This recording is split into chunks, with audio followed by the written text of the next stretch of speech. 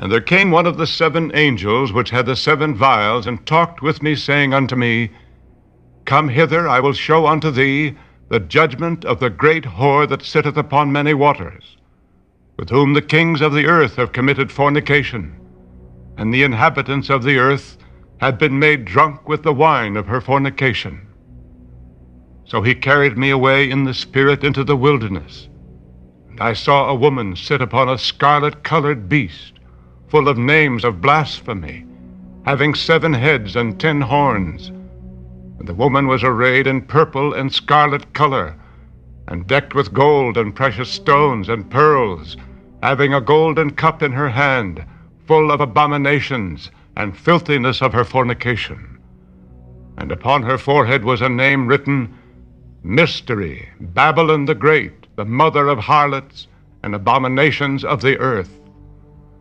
And I saw the woman drunken with the blood of the saints, and with the blood of the martyrs of Jesus. And when I saw her, I wondered with great admiration. And the angel said unto me, Wherefore didst thou marvel? I will tell thee the mystery of the woman, and of the beast that carrieth her, which hath the 7 heads and 10 horns.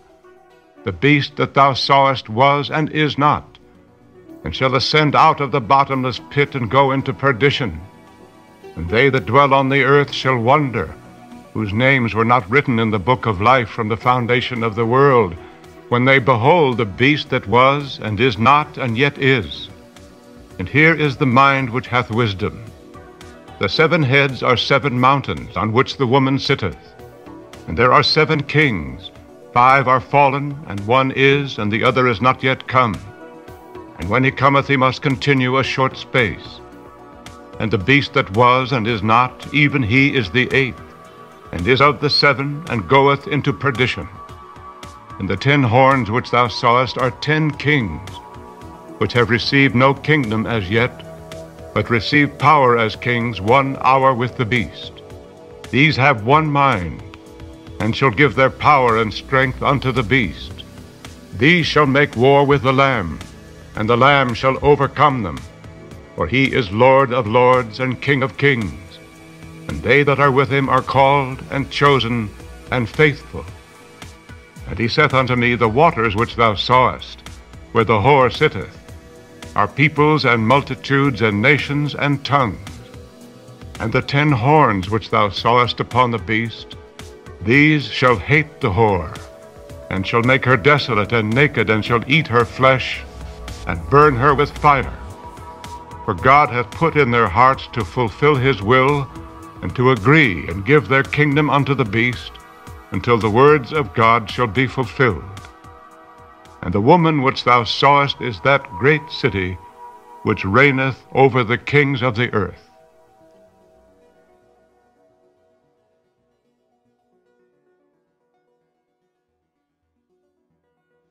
Hello and welcome everybody to a new video from Jörg, Joggler66, in collaboration with the United States of America, or Rome-America as I like to call it. I am via Skype today connected with 2 wonderful brothers, and we are actually starting something new. I am today at least, a guest on the Brett Norman broadcast system, BNBS. That brother Brett Norman will introduce you very shortly. He will tell you who is the guest, and he will tell you what it's all about. I am just playing the role as a guest today, so enjoy the welcoming of our host, Brett Norman. Thank you, Jörg, for introducing us. And today we're going to be doing a broadcast on the time coming up to World War I, and then World War II, and then the time that we come to now. It's a big subject, dealing with, of course, the Jesuit order that has instigated all these wars throughout the years, and to this present day, we have our politicians and government, and we also have Darryl Eberhart joining us today from his place there in remind me, Darryl, where you live? Southwest Central Pennsylvania. Thank you. Thank you. Yes. And I've only been to Pennsylvania once my entire life, and that was very recently to visit my brother. I just drove through the little, what is that, the southeast little section of the state that darts up along the lake there? Just a tiny little corner, I don't know, 80 miles or something. I can't remember exactly what it was, but I know Darryl and I are both kind of recovering from waking up here to get together with Jörg, and this is a common occurrence when we do sessions with Jörg, and we're trying to wrap our early morning minds around this terrible, terrible subject that we're going to embark on. And the very first part of this subject is going to be this little pamphlet that J.A. Kensit put together, Rome Behind the Great War. And I'll leave it to you, Darryl, to go from here, if you don't mind. Okay, and I've written a little introduction, and that's what we're going to talk about first, and that is why I'm staying up so late. And I've been staying up till like 3 and 4 a.m. quite a bit, regularly working on articles, book reports, and emails, because I very strongly believe that the same type of folks who brought us World War I and World War II are working overtime to bring us World War III. Can I interrupt you there, Darryl, for a second? Yes. Yeah. Because you say they are working overtime to bring us to World War III. If you ask me, I don't know if you ask me, but I'm going to tell you anyway, I think we are already in World War III. In my humble opinion, World War III started with 9/11, 2001. World War III is different than all the other world wars that we know now, because this is a war against the civil population of all the countries. And it surely started in the United States of America with pronouncing the Patriot Act in 2001, which is an open war declaration of the government against its own people. And every country in the world where you go to where there is war, there's always war against the civil population. It started in Vietnam. In Vietnam, okay, for a very big part it still was a war soldier against soldier, but it was more a guerrilla war. It was not a war of an open front as you had in World War I and World War II. When you remember World War I and World War II, like the picture that I'm showing right here, where the people are in the ditch and fighting out of the ditches, man against man, soldier against soldier, that was a kind of war we don't have today anymore. Today we are always fighting against the civil population, and that is something that started in the end of World War II. That started with the bombing that Hitler started when he started to put his rockets against London, and it took a very, very high gear in the time when the Americans and the British forced their bombers over Germany and put German cities in ashes. Hamburg, Dresden, Berlin, Munich, Cologne, all these cities were put into rubble, and I especially know that from Hamburg, where my grandmother was a survivor of 2 world wars, and I spoke with her about that. And since then, and especially since the end of World War II, with the 2 bombings of Hiroshima or Nagasaki, no matter how they really happened, because the official story is a fable, it is not true, but anyway, the bombing happened, and that was a pure attack on thousands and thousands and thousands of civil people. That has nothing to do with the war anymore.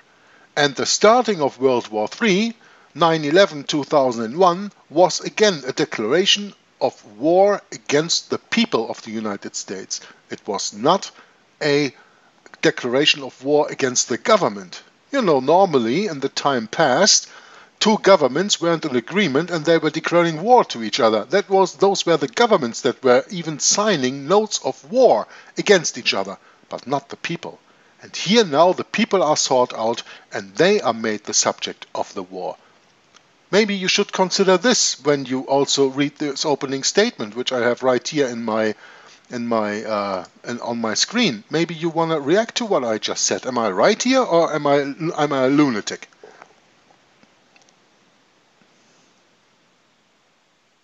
The only thing I could say about that is that the history is probably going to have some various versions of it whenever it truly gets its opening stages written about. But for right now we're not having nuclear bombs go off. No, we are not in a hot Washington, phase of the D.C. war. That's right. We are not in a hot phase of Right. the war, but we are in a cold phase of the same war. That's the point that I am making. You know, when you have all these substitute wars that are since all these years, since the United States of America and their allies fell into Libya and other countries and forcing revolutions and quote-unquote the Spring Revolution and this Rainbow Revolutions all over the world, what is that else but war? What is it else but war, what is done since 2001 or 2003 to the country of Iraq, to the country of Afghanistan? Afghanistan never declared war to the United States of America. So what is that? It's a substitute war. It is a kind of a cool phase of a war that is going to be hot very soon. What about the war in Syria today? So many countries are involved in that, many of them undercover, but still the population of that country is suffering from the war that is happening there. So I just think it is wrong to say that World War III is going to start. I think World War III has started long ago. They just didn't tell us. And they slowly heat up the temperature, you know, like with the boiling frog. That's at least my understanding of that. But please, I don't want to interrupt you anymore for the moment, so just keep on answering and reading your opening statement, please, Darryl. Okay. Authors like J.A. Kensit and Edmund Paris and others have provided, I believe, more than enough evidence to convince an impartial jury that Jesuit-controlled papal Rome is, as we say, guilty as hell in the fomenting starting of World War I and World War II. Indeed, despite papal Romish propaganda to the contrary, neither Pope Pius X, who was Pope from 1903 through 1914, nor Pope Pius XII, who was Pope from 1939 through 1958, made any effort to prevent the outbreak of World War I and World War II, respectively. On the contrary, there exists very strong evidence that Pope Pius X and his court helped to foment World War I, and that Eugenio Pacelli, who became Pope Pius XII, helped to put Adolf Hitler into power in Germany. In fact, Eugenio Pacelli and his friend Ludwig Koss and German Knight of Malta Franz von Papen can take the lion's share of credit for helping Adolf Hitler to seize total dictatorial control of Germany in the early 1930s. Can I interrupt Evidence you? of Sure. Yeah, just a little point that I want to make. It's some time ago that I read on my channel a book from Irish Protestant immigrant to the United States of America, Leo Herbert Lehman, that he published in 1942, that is called Behind the Dictators. And I just finished reading the same book because a friend of mine translated it into German, and we did translate it into German, and I put out 37 videos reading that book in German on my YouTube channel. In that book, Behind the Dictators, Leo Herbert Lehman makes the point that in the memoirs of the German Kaiser who ruled until the end of World War I in 1918, in his memoirs he said that he had a meeting with Pope Leo XIII, who is the successor of Pope Pius IX, and who reigned until the time that Pius X came in. What was it, 1904 something you just read?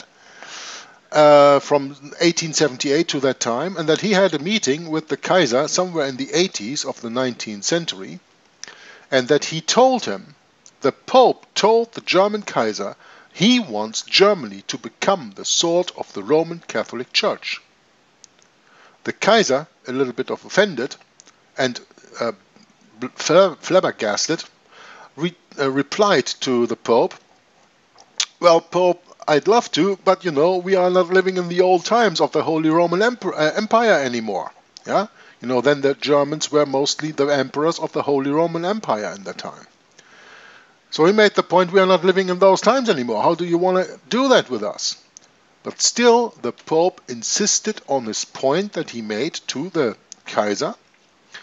And as a result of this, quote-unquote, Germany started the First World War.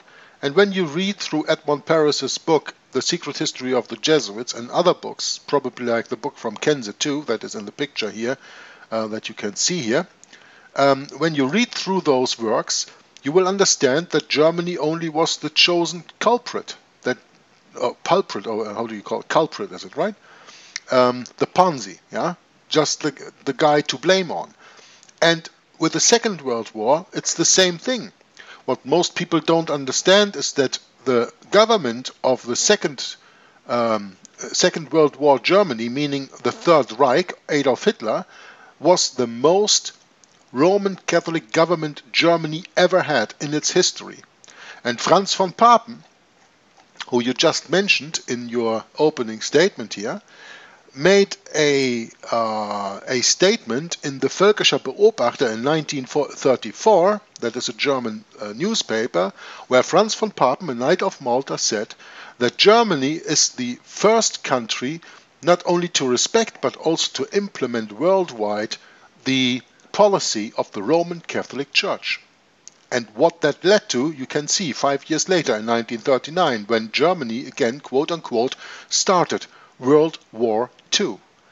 Thereby, Germany doing nothing else but listening to the command of Antichrist Pope Leo XIII when he ordered the German Kaiser that Germany must be the sword of the Roman Catholic Church.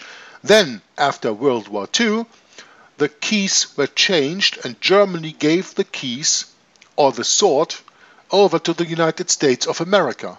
And if you ask me, personally, Jörg, that is the moment when, if the United States is the second beast of Revelation 13, when that beast starts to speak as a dragon. Because from that time on, all the wars in this world were instigated and supported by the United States of America. And by that being the second beast that takes care of that everybody will bow down eventually back to the first beast. So I just wanted to share that with you. Please continue, Darryl. Okay, evidence of Pope Pius X's role in helping to foment World War I can be found in JA, and that JA stands for John Alfred Kensit's book, Behind the Great War, and in Edmund Paris's book, The Secret History of the Jesuits. Evidence of Pope Pius XII's role in helping to foment World War II can also be found in Edmund Paris's book, The Secret History of the Jesuits.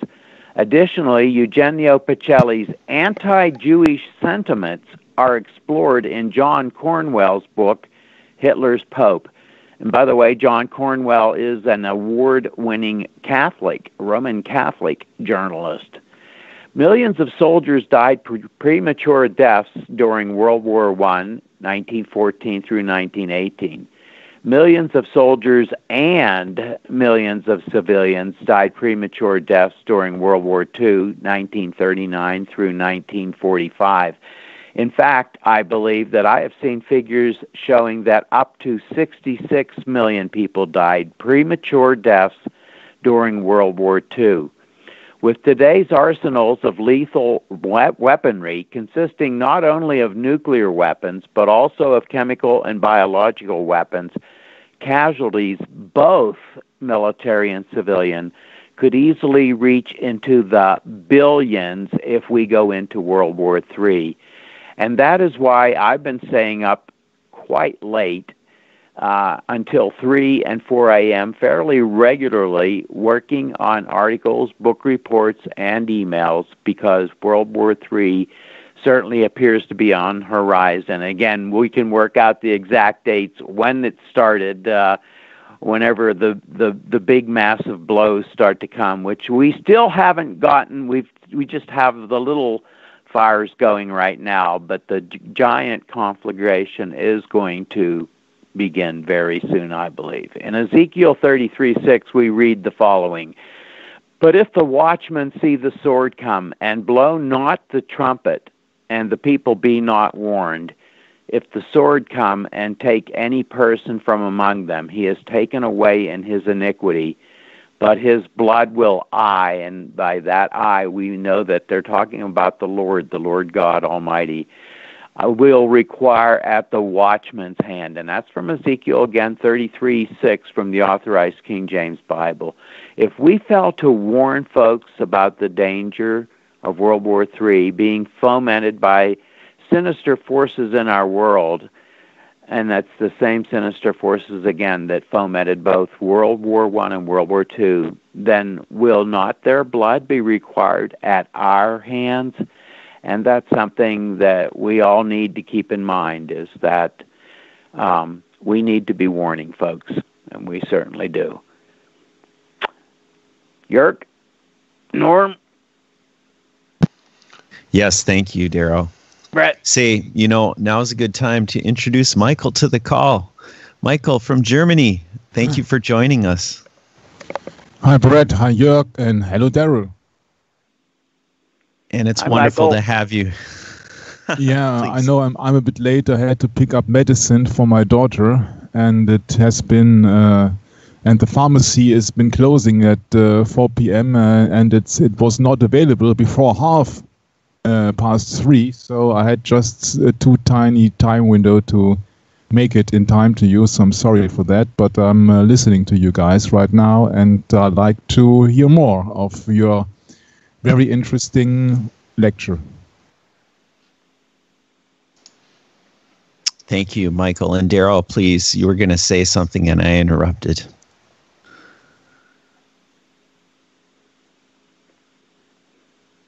No, I didn't have anything else to say. Go ahead. Oh, okay. So, so the Jesuits have their hand in this. They always have. We know that the Jesuits are deeply rooted into our government as we speak at this moment, don't we? I think it's a good time for us to go into the paper that Darryl prepared for us to read today and speak about the 2 world wars, and also the book that he mentions by J.A. Kensit. As you see, I have the PDF open of the book here, and it starts with a quote from Lecky. I don't know who that is, but maybe Darryl can tell us about it. That quote reads, "The Church of Rome has shed more innocent blood than any other institution that has ever existed among mankind." And I think surely that a true Bible-believing Christian can nothing but applaud this true statement of this Lecky. And if it's okay for you, well, everybody has prepared their papers, I think, then Darryl can start reading of his introduction and telling of the introduction and about the book of Rome Behind the Great War. Darryl, I have the paper right here in the camera, so you can start reading if you want to, the paper that you produced for us with the introduction and all that, if you're willing to. Or say something else, of course. Sure, and of course, Lecky was a very famous writer, and I've got here, let's see here, I can find.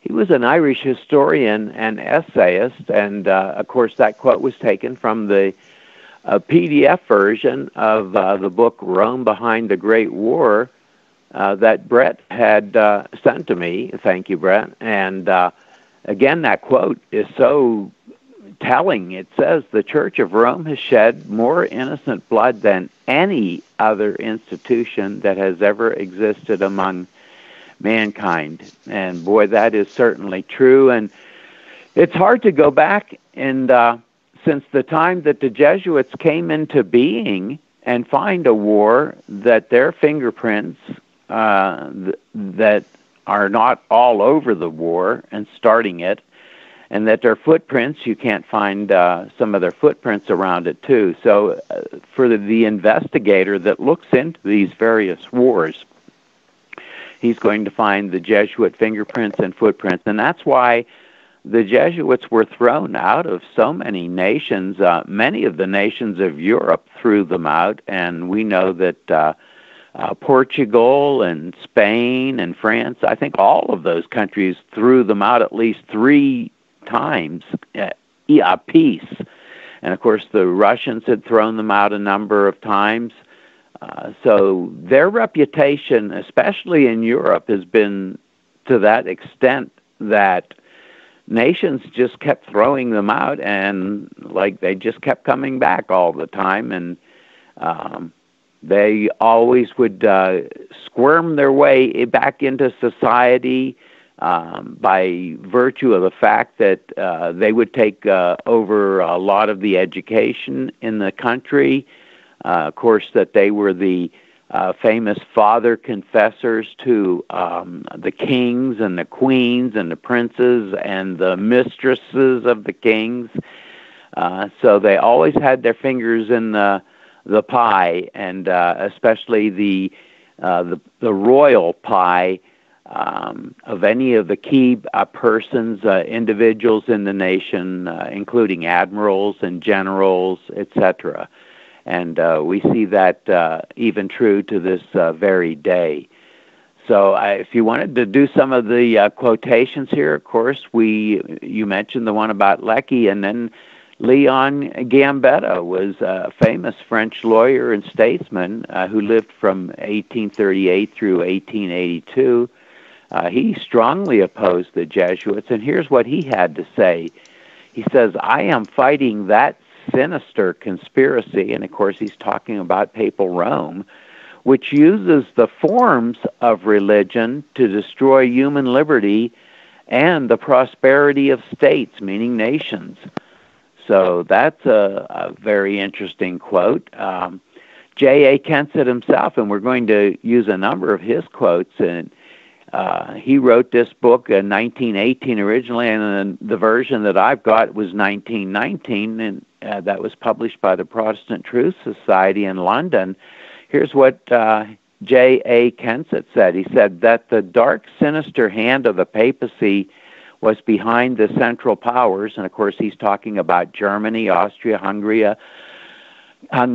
and Turkey and Bulgaria. And the Great War, World War I, is now accepted by all unprejudiced minds. Another quote by Mr. Kensit, he says, "It is our firm belief that Romanism," and he means Roman Catholicism, "as a factor in the state must be resisted and not fondled, for every concession to that the system exposes freedom to its most malignant enemy. And then we've got another quote by Mr. Kensit. He says, "This indictment against Rome," and he means Papal Rome, "as the enemy of freedom is based on her history, her boasted intolerance, her essential characteristics, her declared intentions at any cost to regain temporal power, and her actions previous to and during the war," and he's talking about the Great World War I, what they called the Great War. Another quote by Mr. Kensit, he says, "Our warning is raised against Papal Rome's political ambitions, which she ever seeks by unscrupulous methods to attain." And again, Mr. Kensit, "Through the centuries of European history, it has been demonstrated that Papal Rome is more than a religious system. She is a huge political tyranny." And then we have another quote by Mr. Kensit, "But be it remembered, the papacy builds up an international system which becomes a menace to every state where it is not held in check." And another quote, "In the pages of history, beyond all cavil, trivial objection, in other words, Papal Rome stands unmasked as the enemy of freedom."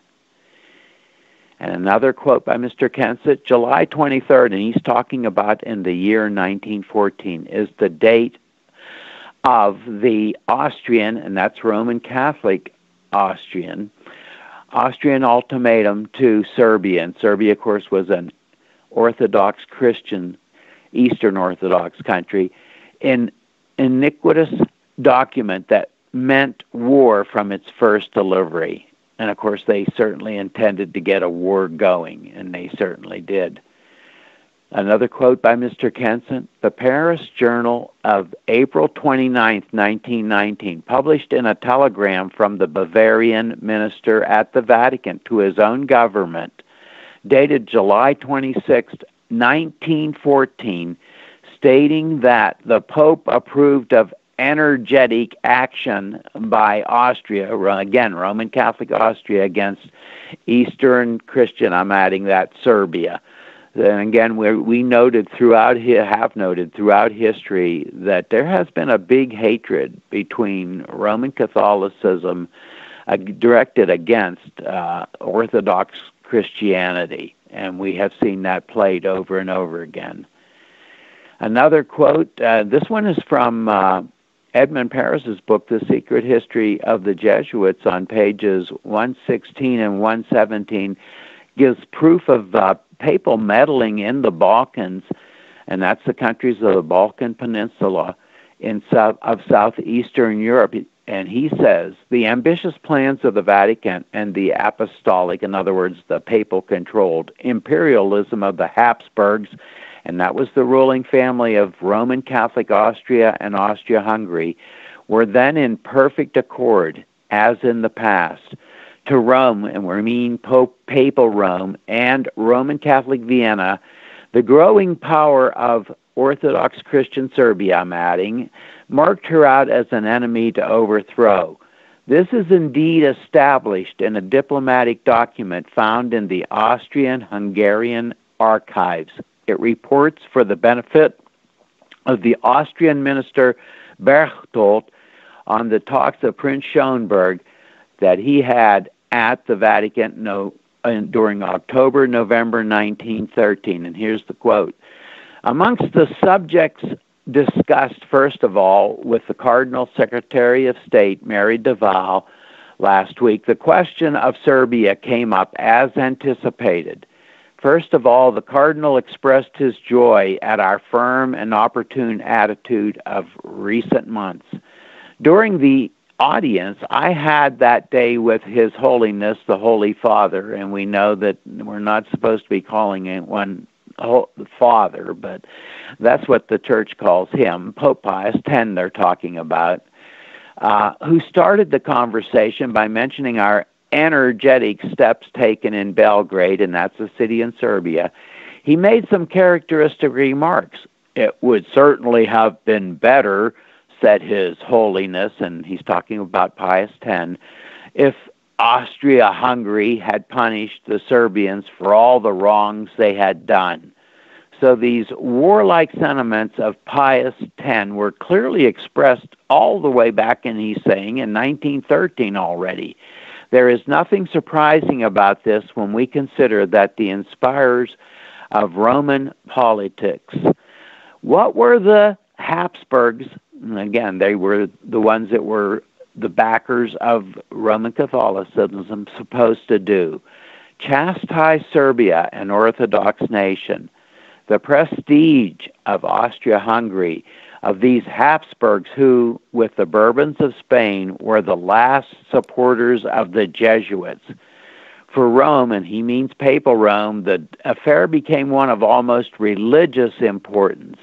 A victory of apostolic, again, papal-controlled monarchy, over Tsarism could be considered the victory of Rome, Papal Rome, over the schism of the East. And again, that's Edmund Paris from The Secret History of the Jesuit, pages 116 and 117. And that schism of the East refers to the split of Eastern Orthodox Catholic Church away from the Western or Latin or Roman Catholic Church that occurred in 1054 A.D.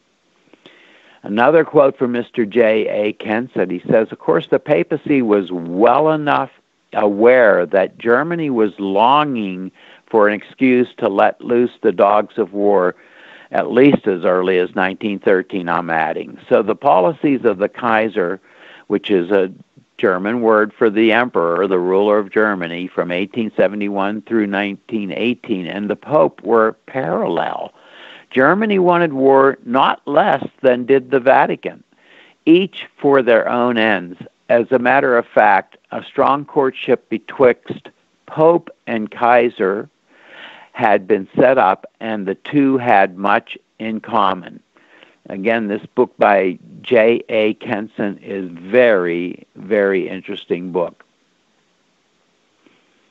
And of course, a summary of what these quotes all add up to is that the evidence is overwhelming, despite papal propaganda to the contrary, or to the opposite, that Jesuit-controlled papal Rome fomented or started both World War I, what they called the Great War then, and World War II, rather than trying to prevent these two world wars. And again, we always see this propaganda afterwards trying to whitewash the papacy's role in wars, but they very, very clearly had their fingers were in the starting of both of those wars. And my question that I've put here, or questions, is will World War III be fomented or started in the Middle East? And of course, we see today this great alliance with the Russia backing Iran and Syria, and of course Turkey seems to have its fingers in it. And so we're wondering again, will World War III be fomented in the Middle East? Will it be fomented or started in the Ukraine? Will World War III be fomented and started in the Far East? Of course, with the Chinese and they're trying to grab the different islands there where there's, of course, some big oil reserves. Or will Jesuit-controlled papal Rome foment or start World War III as she fomented or started World War I and World War II? And those are indeed questions that we should all ponder. And again, this is one of the reasons that, and Brett knows from talking to me numerous occasions, and I'll tell him, hey, I already stayed up till 4 this morning, and I'm staying up late doing a lot of these things because I am concerned that, again, we had millions killed. Some people believe up to 66 million between civilian and military casualties in World War II. And then when we say that, we mean people died premature deaths. They died a lot sooner than they would have if the war hadn't come along. And we're very concerned with today's weaponry, with its extreme lethality, that we could have far more than 66 million. We could be up in the billion figure with a war that involves a nuclear, chemical, and biological weapons. And of course, with any major or massive war, with war comes pestilence, people dying from exposure, especially in the wintertime, as many Germans did as they were fleeing from the Russians, from the Red Army. Many, many elderly women and children, as Jörg, I'm sure, is very well aware of from history over there, how many civilians suffered and died in the cities that, like Dresden, that were firebombed by the British and the Americans. So we're very, very concerned. We're not trying to be mean and pick on Roman Catholics, but we're saying that the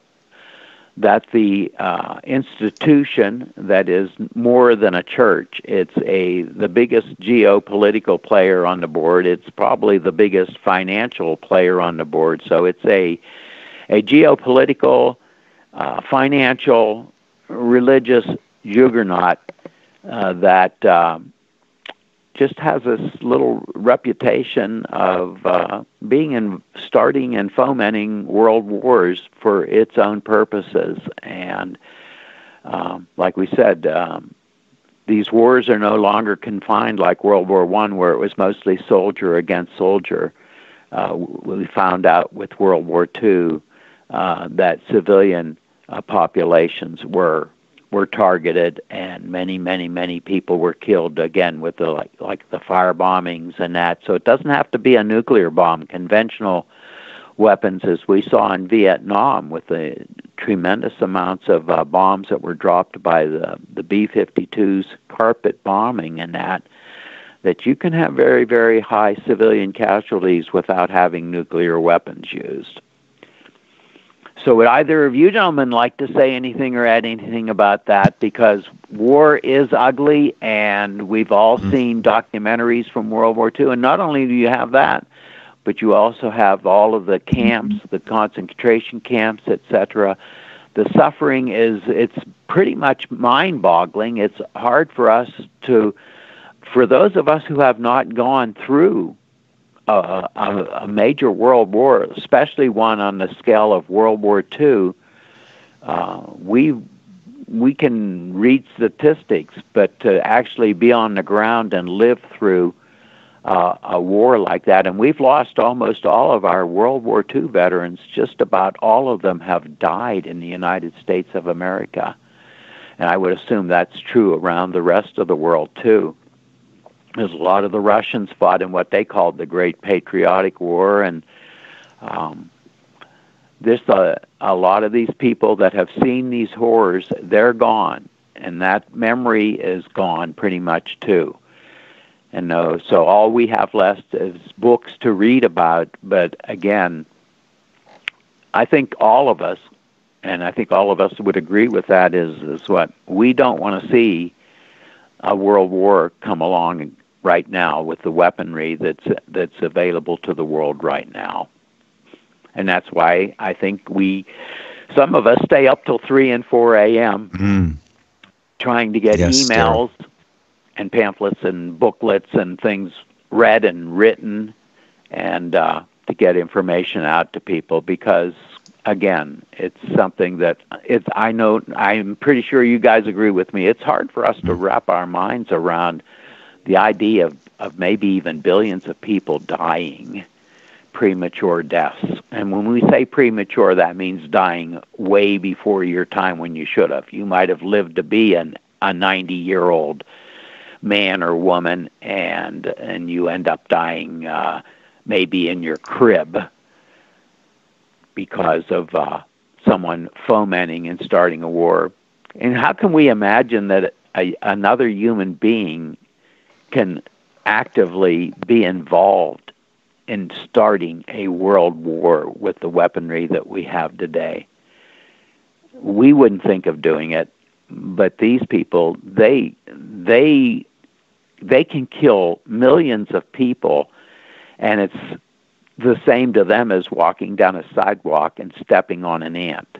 They have the same amount of feelings as they wouldn't mind stepping on that ant as squashing up to millions of people. They don't really care a bit about human life. They don't care about human suffering. And it makes you wonder when you talk about they're supposed to be the pictures of morality and caring about human rights, etc., but they don't mind putting millions of people through suffering through something like World War II. And again, if you're a young person, and I'm not, I'm 71 years old, but if you're in your teens or your early 20s or something, you might want to go look at a few of the documentaries of World War II and see what it was like, not just the warfare, but the horrible concentration camps, the POW camps, and that they were very, very bad, and the suffering was tremendous, horrendous in those. And again, a lot of people died in those camps from malnutrition, from exposure to the weather elements and that. Warfare is not a pleasant thing, and It's not like the movies, the westerns in the United States, where the cavalry is portrayed as wearing their blue uniforms and riding in and saving people from the Indians attacking their wagon train. Warfare today is going to be a lot worse than a few people attacking your wagon train. Thank you, Darryl. Gentlemen, Yeah, want to say anything? Yeah. Yep. Thank you so much for all of the effort you put into doing this document and reading it for us today. It's been wonderful just to sit and listen to this entire presentation that you bring forth, because, us in America here, I'm speaking for myself, that we just haven't seen any war, and not to the extent that Europe has seen it in recent times. And rather, we foment the wars through the government. And this subtle aspects of church domination they're incredible. I grew up in a Lutheran church, and it's very interesting. Jörg is putting up this picture right now with the United right at the top by the American flag with all the flags underneath it. It's a propaganda poster for the United Nations. And very interesting that the papacy is the one that is overseeing all of the United Nations. And Tom Press, we must add, did a wonderful reading of this book, The Global Vatican, that he did during the papal visit. I think it was the 5th papal visit to the United States, to the presidency of the Pope, the current Pope Jorge Bergoglio, a.k.a. Pope Francis. And when he visited, Tom was in the midst of this reading. I think there's 99 broadcasts that he did on First Amendment Radio. Every one of them is very interesting, and I really hope that people will make use of that archive in the future that Tom has been working on for all these years. And of course, Darryl, you and I both know Tom, and we've been Darryl was introduced to me, he brought us together, excuse me. And Tom's just an incredible resource, and you can reach him too on his email, and he'd be happy to hear from you. And it's just a joy to find people of like minds in this world, because there's so few explanations in this present system of government that we live in, how this came about. Why does America have so much power? Why is it that they're teaching us falsehood, so much falsehood in history, especially when it comes to the Jesuits? I mean, they're virtually non-existent in the minds of the youth. I mean, or rather, they are rather well regarded as the premier example of learning in the world. And in reality, they're the ones that actually went against the Bible. And here they are sitting in the place of Jesus, calling themselves the Society of Jesus. How hypocritical can you get? You can't get more hypocritical. So that's where we're at.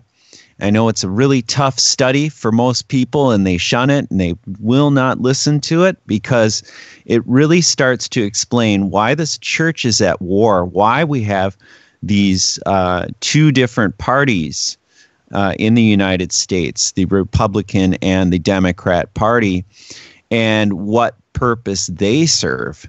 And of course, I don't even vote, and I told one of my clients that yesterday, and I'm thinking that everyone that is behind this papal structure of worship through the Eucharist and this kind of ritualistic worship is under the thumb of this political juggernaut, and they just go with it. They just vote and they just think, oh, this is like playing poker or something.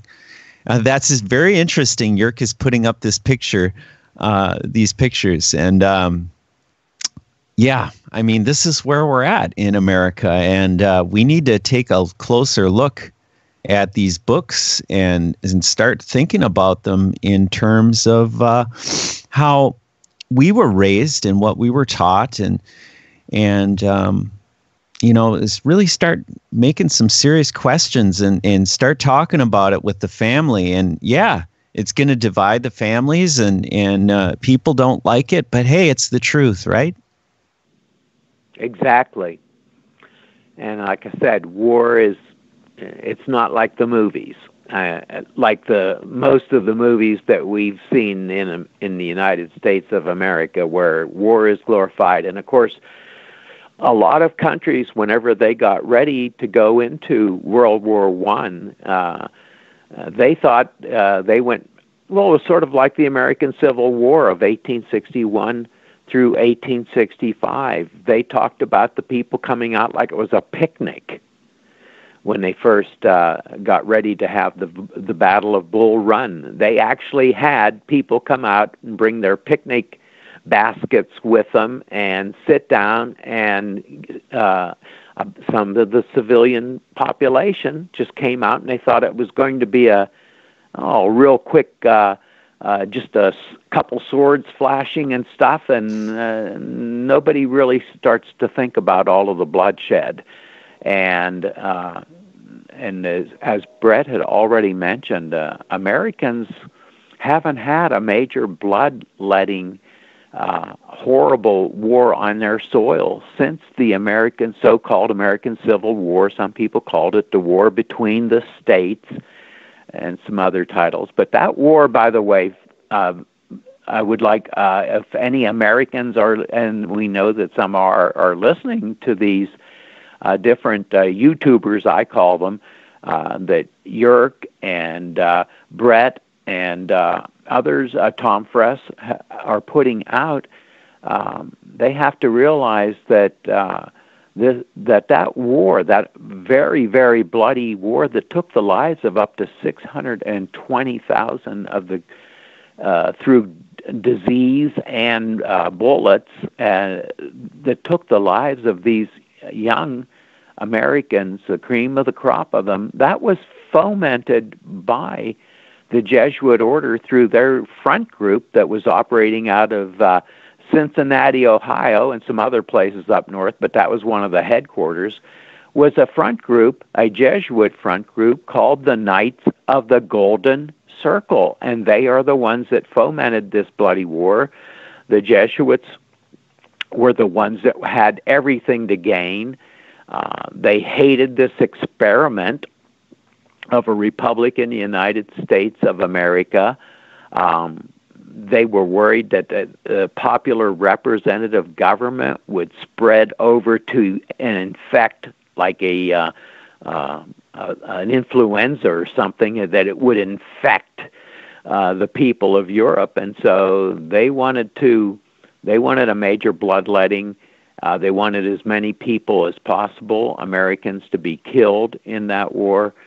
And so that, as Abraham Lincoln very, very much pointed and very clearly pointed out in his conversations with that godly man, Charles Chinnicky, who was a former Roman Catholic priest, as Lincoln pointed out, he said that blood, all that bloodshed can be laid at the door of the papacy and its Jesuits.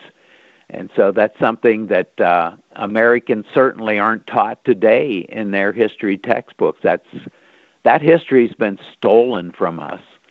That massive Jesuit papal involvement in fomenting the very bloody American Civil War of 1861 through 1865.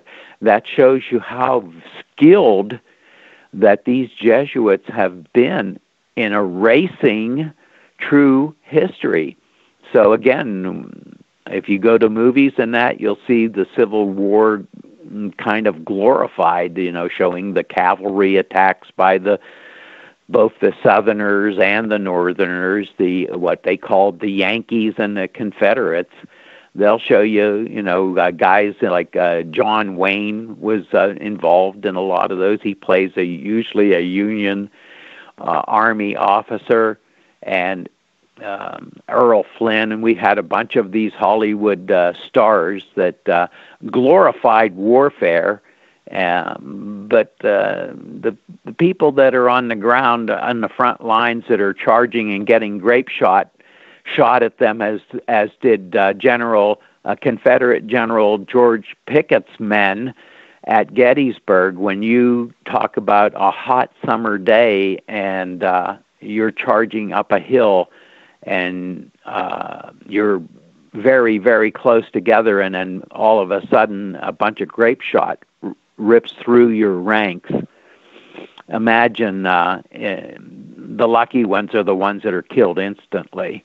The unlucky ones are the ones that end up having a leg missing, having an arm missing, having an eye missing.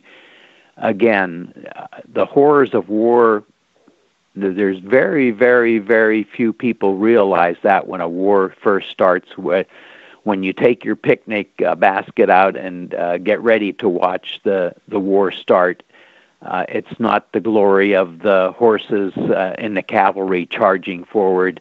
The real nitty-gritty of war are the people that are dying slow, horrible deaths through starvation, disease, etc., etc. And again, it's hard for all of us to wrap our minds around it, because none of us has lived through, as the most of those people in World War II that fought in World War II, especially in Europe, those people are gone, and that memory is pretty much fading.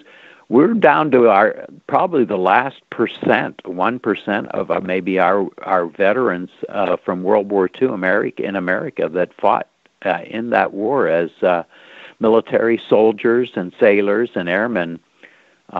Almost all those veterans, because for many years I went to the military funerals, and we buried so many of those World War II veterans, and there's very, very, very few of them left. So again, war is not as it's glorified and made to look in many movies.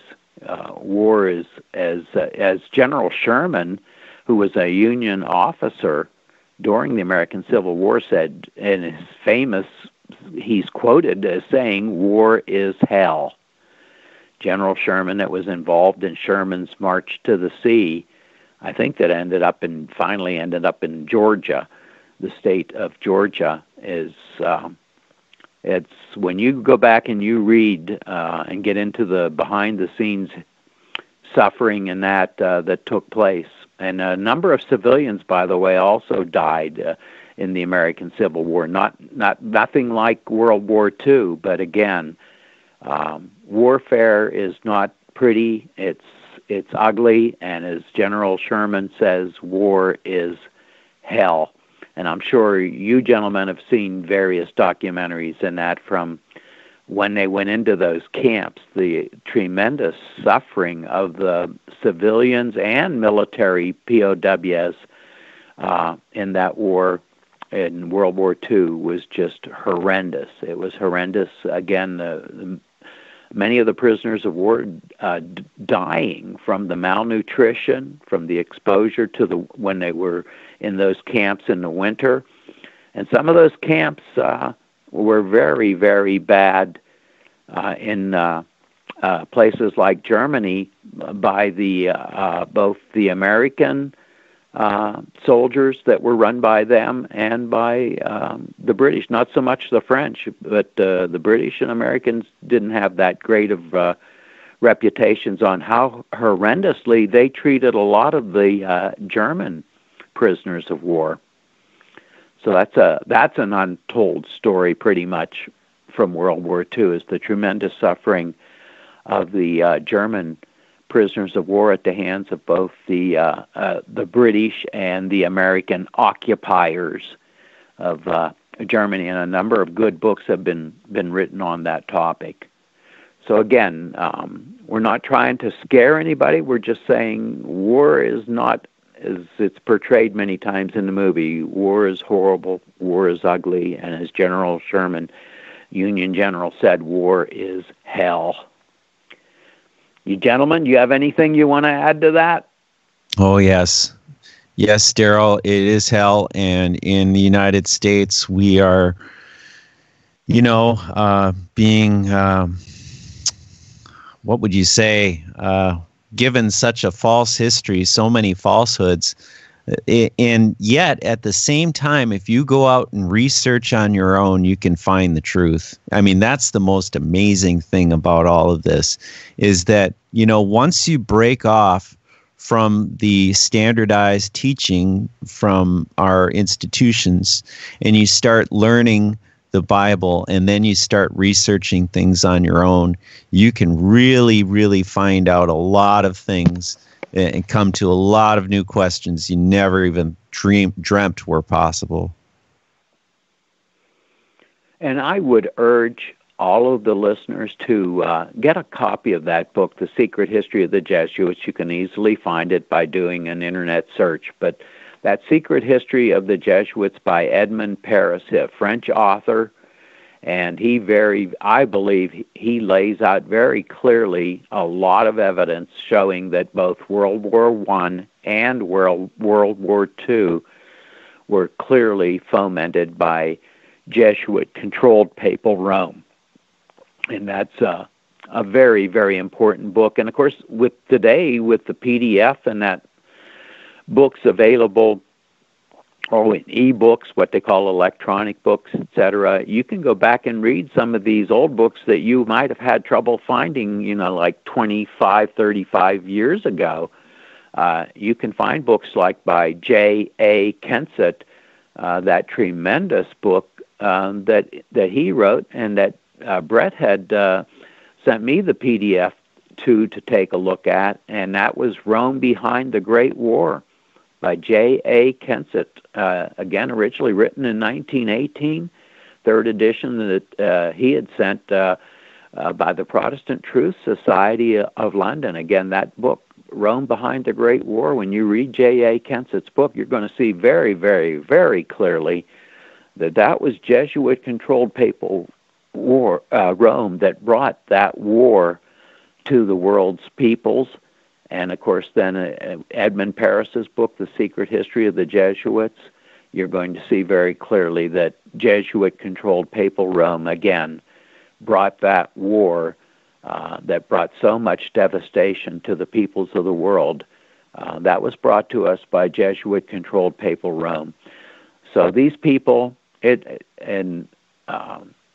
think you gentlemen would agree with me that it's hard to go find a war since the time the Jesuits came into being, a war or a revolution, that these guys didn't foment. I'm not sure if there are any. I mean, they really, it seems like they got no other reason for being than to foment wars and revolutions. Yep. That's right, Darryl. And it says in the Bible, in the book of Revelation, I don't have that in front of me right now, the very quote, but that all the slain on earth are in her. It's her. She's responsible for them. The whore of Revelation, which is, of course, the office of the papacy with the help of the presidency of the United States. Now, we know that. I mean, it's obvious. But there are those that are just not going to look at this in the same light because they don't have to. And we're reaching out to you and saying, you better start thinking a little bit more in terms of the Bible, because, and which Bible is it? Which Bible is it that you rely on? Are you relying on a Latin-based manuscript from ancient times, the ones that predate the manuscripts that came from the King James Bible? You might want to reconsider that history too. I mean, there's a lot of things to reconsider. And, if we're going to look at what God is trying to tell us in the Scripture, we have to start questioning those who put themselves in the place of God. For sure. And I think of the courageous men that tried to get the Bible translated for the people in their own vernacular, what they call, in other words, the language of the common man. People paid with their lives to get Bibles into our hands that were based on the correct manuscripts, and we're talking the correct Hebrew Masoretic, because there's two different Masoretic texts. We're talking about the correct Greek manuscripts, because there's a bunch of sets of manuscripts out there, but there's one true vine or stream of manuscripts, the Antiochian manuscripts, and that came out of Antioch, and then there's the Alexandrian, the false Greek manuscripts, the bad vine, if you would. That is used by these modern so-called perversions, these versions of the so-called Bibles, but they're not using the correct manuscripts. They're using very corrupt, flawed manuscripts and these are Roman Catholic manuscripts, Vaticanus and Sinaiticus, etc., that are very, very corrupted, and they're using the wrong manuscripts to start out with, and then they're using the wrong translation technique, because they're using what they call a dynamic equivalence, and they're translating. Well, this is what we think the translator says to himself. This is what I think they meant to say. No, we need to use the correct, the verbatim. What they call formal or verbal equivalence that was used by the King James translators in translating the wonderful Bible that was translated into English. And of course, guys went ahead of them like Wycliffe and Tyndale, and some of them, as I mentioned, gave their lives. Like Tyndale was hunted down like a dog and was imprisoned not too far from where Jörg is, and then finally taken to the stake and strangled. And some people say he was strangled to death and then his body burned. Some people dispute that and say he was still alive. But the thing is he was clearly, his body was burned, and he gave his life because he wanted to get an English translation into the hands of the common Englishman. And of course, Wycliffe, they dug up his body later and burned it, so he didn't get burned alive. But the fact of the matter is that Papal Rome has always hated true Bibles, has always gone after them with a purple passion, burning not only the Bibles, but burning those who possessed the Bible, who were distributing the Bible.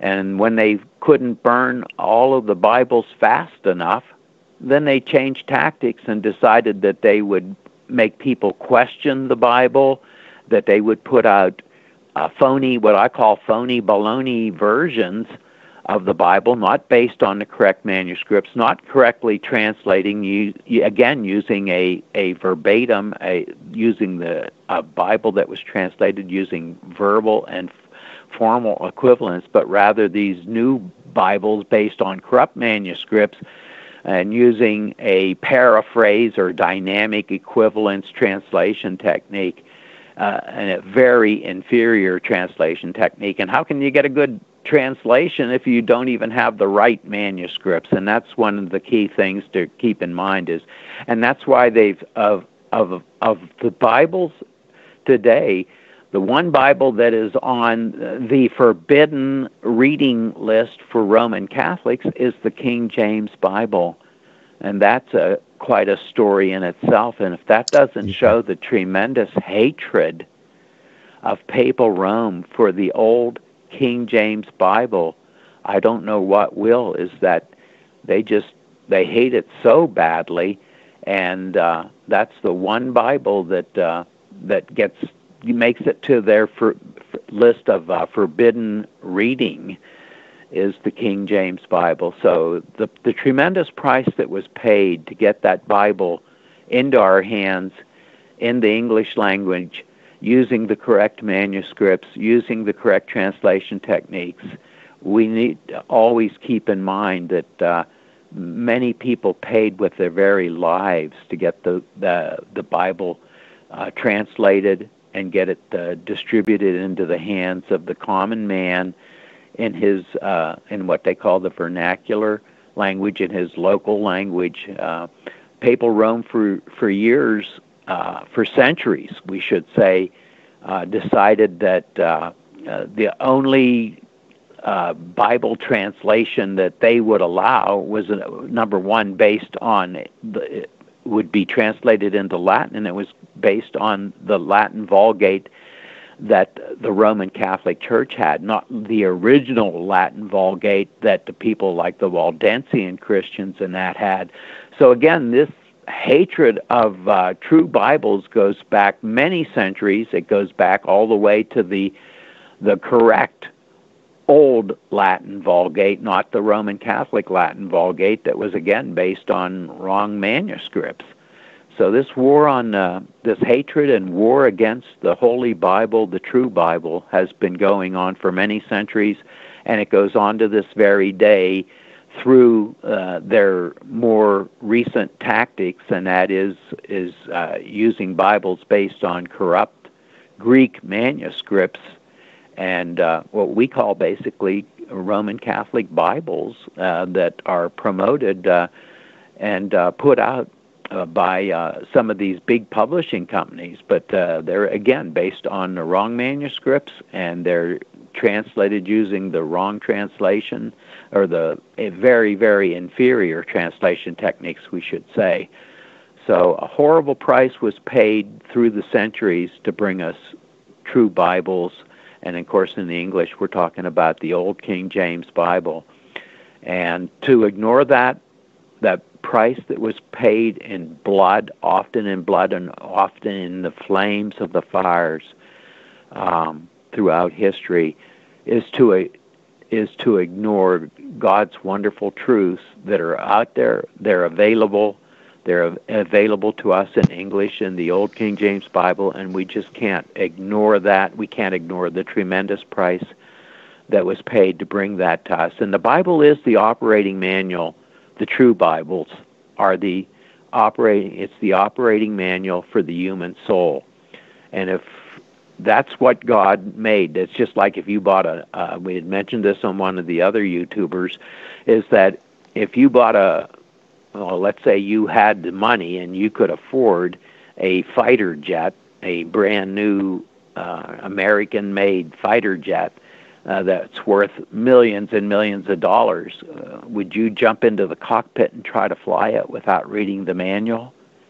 And that's what it is to walk through life, trying to operate the human soul without the manual that Almighty God, our Heavenly Father, had placed there for us to guide our steps. And that the Psalm 119 is a wonderful psalm in the correct Holy Bible. Psalm 119 tells you all about God's Word and how it's a light for our feet. It's meant like to be, if you want to think you're walking through a dark forest and you have a lantern, or you have a what we call these big flashlights. You need something to guide your feet so that you don't trip and fall, to get you through the minefields that the devil places in your path. To get you through that, you need the Holy Bible, and that's why we have tried on these recent YouTubers to try to emphasize how important, how critical it is to read God's Word and to exalt God's Word. And I just started again listening. I listen to Alexander Scourby reading the Bible. I've got my 3 different CD compact disc players it's placed in strategic locations in my house, so that when I do my walks here in the winter, because the roads, we have so much snow in this mountain where I'm at, frequently in winter, it's here a good bit of the year during the winter, especially if you have some heavy snows early on in the winter. It's difficult to go out and walk outdoors sometimes, and because of the stroke and that, I want to get my walking in, so I try to just do laps in my house, walking from one end of the house to the other and going kind of in a circle and widthwise in the house. And I listen to Alexander Scorby, and I've been listening to the New Testament, but I put Psalms in one of those CD players, and just how wonderful the Psalms are. And Brett and Jörg know how recently I sent out an email with some of the prayers that I took out of the Psalms. And the Psalms, King David was on the run for many years of his life. The future king of Israel was being chased and hunted like a dog. And he wrote some of those Psalms while he was being hunted like a dog. And he has a lot of imprecatory prayer in there. He's got just some tremendous prayers that when we're involved in spiritual warfare, we need to be praying those prayers. I just think of so many different prayers, wonderful prayers that we can get right from the Bible. I'm trying to go up on my list here, and here it is. And I took some of my prayers straight out of Psalm 40 and Psalm 35. Let them be ashamed and confounded together that seek after my soul to destroy it. Let them be driven backward and put to shame that wish me evil. Plead my cause, O Lord, with them that strive with me. Fight against them that fight against me. Stop the way against them that persecute me, and let the angel of the Lord chase them. David was a warrior. And David had a warrior mentality. And David knew that there was a spiritual war going on. He also knew that war manifested itself in the fleshly arena often, as when he fought Goliath. He knew that he needed to rely on the Lord. David may have, we know not may, he did take his sling, and he fired the stone at Goliath, but I think there's some of us that think God might have just helped that aim a little bit, although David was very good. We need God's blessings on us, on any of our efforts. We need his blessing. That's right, Darryl. We surely do. Oh, yes, we do. And that's a really good point you bring up, because this is a Goliath that we're coming up against, just the three of us, the four of us. I mean, it's just so big, it's almost too big for people to grasp. And this is really the case. It takes a lot of energy just to grasp even a small portion of the history, the torment, the absolute devastation that has happened to God's people throughout the ages. It's really taxing. Not only is it hard to wrap our minds, it is for me, I know, to think of warfare on the scale of World War II, but it's hard to wrap our minds around an institution that would run an official inquisition for over 6 centuries and that would bring the most barbarous tortures. I would really encourage folks to type into their search engine Richard Bennett, the Inquisition YouTube, and just watch that tremendous 58-minute color video that very professionally done. Yep, and then Richard Bennett also has that other video too, that it's Rome uses the civil power to foist its views on all people, no matter who they are, where they live. It's help me out here. Control through civil law. Thank you. Yes. And both Jörg and I have that video on our channels, and you can also find it right on on Darryl Eberhart's. I'm sorry, Darryl Eberhart. Right on Richard Bennett's website too, I'm sure. Yeah, BereanBeacon.org. BereanBeacon.org, and it's of course named after the famous Bereans that we read about in the New Testament, that were said that they were much more noble than some of the other cities where Paul went, because the noble Bereans sat down and they heard what Paul would say, the Apostle Paul said, but they ran back and they started, especially they'd go back to the Old Testament, their Hebrew scriptures, and they would start checking out, okay, we're going to check out and see if what this guy is saying is true.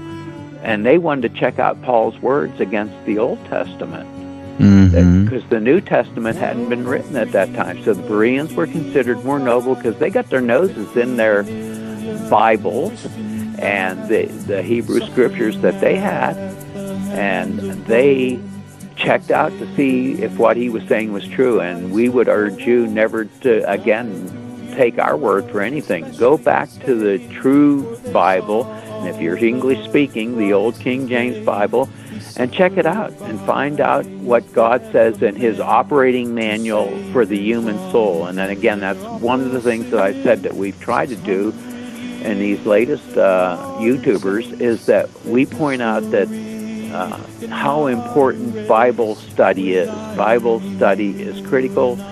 Men and women gave their lives, but we think of the translators, we think of the ones that distributed the Bibles, the ones that got them into England initially, and that in other places, that they risked their lives. Some of them gave their lives to get those Bibles into the hands of people so that they could read God's Word in their own native language, not have to go back and read a Latin Bible, even a Latin Bible that was based on the correct manuscript. They wanted people to be able to read it like Luther did in German, and as Tyndale and Wycliffe did in English. When we have God's holy words translated correctly from the right manuscripts, the correct stream, the Antiochian stream that rather than the Alexandrian stream that the newer ones are translated from. Very good point, Darryl. We need to take advantage of what these men have risked their lives and given their lives to give us to read, and to let it sit on your coffee table unread is kind of an insult to God. I like the one analogy that one individual brought out one time. There was a lady and her husband was off somewhere, off fighting in a war, and she had all of his love letters laid out on the table, and she goes, I just love these letters from my husband. I love my husband so much, and I keep all of these letters here in there. They're still sealed in their envelopes, and I just keep them here because I save them, and I don't want anything bad to happen to them. So I just keep them in the envelopes and keep them sealed up, and that way they'll be preserved and everything. But Darryl, thank you very much. Thank you very much for your entire work. I appreciate it, but I really got to go today. So enjoy the conversation with Brett and Jörg, but I'm sorry I'm off. All the best and God bless. God bless you, Jörg. It's all right, Michael, that you have to go, because I have to go too, and I think that was quite a nice little ending that we had here, speaking about the Bible and then introducing the video clip from Richard Bennett. So I would really love to Brett to wrap it up for us right now. You betcha. Yeah, no, I was thinking along the same lines. It's getting to be about an hour now, and of course, we don't want to make our videos too long, because I think most just don't have the attention span nor the time to invest into more than, hour and a half, 2 hours. So very well. Again, thank you very much, Darryl, for bringing this presentation to the table for us. Rome Behind the Great War. And Jörg, thank you very much for all your efforts, and Michael as well. And we'll get this message out and as soon as possible, and we'll hope that we'll see you all soon, and take good care. God bless, and bye-bye for now. Since World War II, America has encouraged and benefited from the global advance of free markets, from the strength of democratic alliances, and from the advance of free societies. At one level, this has been a raw calculation of interest. The 20th century features some of the worst horrors of history because dictators committed them. With eyes now opened, look at yonder sight. Satan transformed, an angel of the light. His left hand holds a crucifix, his right a naked sword. What harmony in these, the quickened sense the adversary sees, spite of disguises, as the piercing eye of Jesus did the prince of hell descry. Hid in the form of Peter, so our gaze looks on the lie with anger and amaze. Rome is a hierarchy, and means the reign through priests of the old enemy again. 200 millions of the sacred sway of the triple tyrant and his word obey. Upon them 500,000 priests with feet audacious tread and tramp as seemeth meet. Upon the priests 1,000 bishops climb and cluster on their shoulders while sublime. Above the bishop cardinals appear, and over them the ruler of the sphere, the aged autocrat, and close behind frowns the dark visage of the mastermind.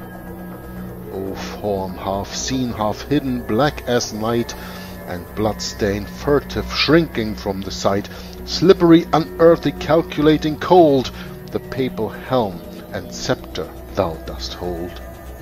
Yes, thou! The vision startles men at times, and then recedes the mountain of thy crimes. Looms like a lurid Etna twixt the clouds, and while the world is gazing, darkness shrouds the horror, and men think on it no more. Yet there it is in fact, as it was before. Satan himself beneath the sacred name of Jesus followers the loftiest claim, the purest doubts advance, angel of light. His name is Jesuit or Jesuite. The company of Jesus, Satan's band, his own militia, his material hand, his heart of falsehood, his most subtle mind, his serpent shape while coil in coil doth wind, and in the folds the fangs, the glittering eyes. God shall unearth thee yet, thy sentence lies writ in his book, yea, hast thou never read, the woman's seed shall bruise the serpent's head?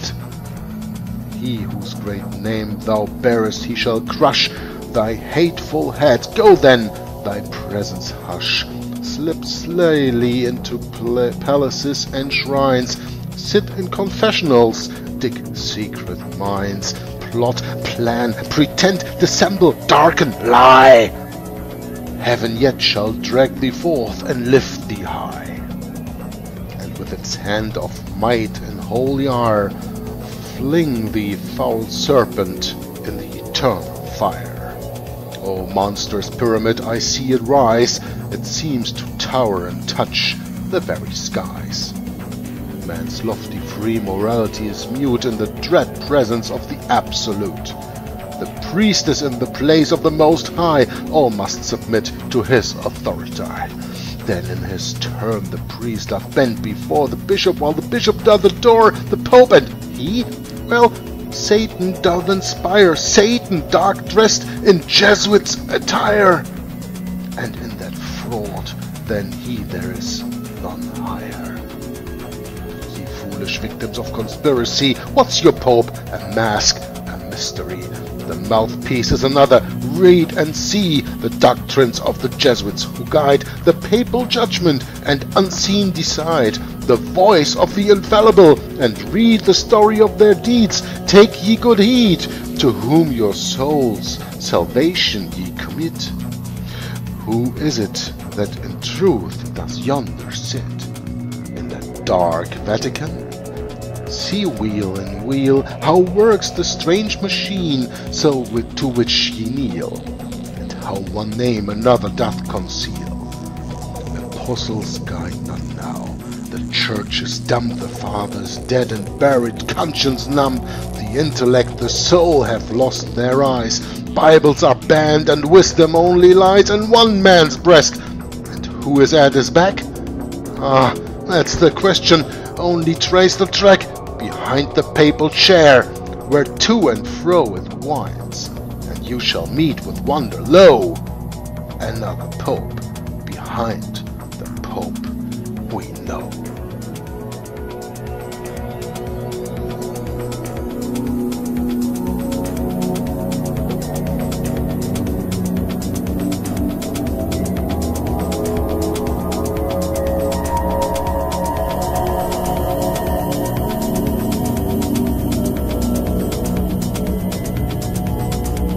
Behind the papal chair, where to and fro it winds, and you shall meet with wonder, lo, another pope behind the pope we know.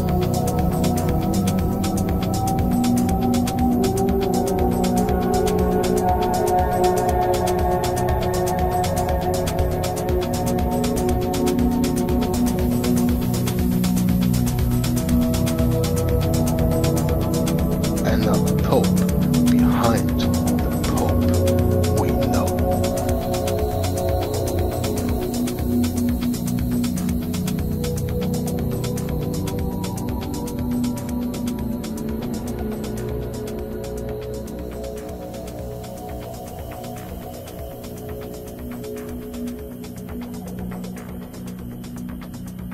You were both in Skull and Bones, the secret society. It's so secret we can't talk about it. What does that mean for America? The conspiracy theorists are going to go on. I'm sure they are. I don't know. I haven't seen the rest. Number 322? First of all, he's not the nominee. And, look, I look forward... Are you prepared to lose? No, I'm not going to lose. Since World War II, America has encouraged and benefited from the global advance of free markets, from the strength of democratic alliances, and from the advance of free societies. At one level, this has been a raw calculation of interest. The 20th century features some of the worst horrors of history because dictators committed them. If this were a dictatorship, it'd be a heck of a lot easier. Just so long as I'm the dictator.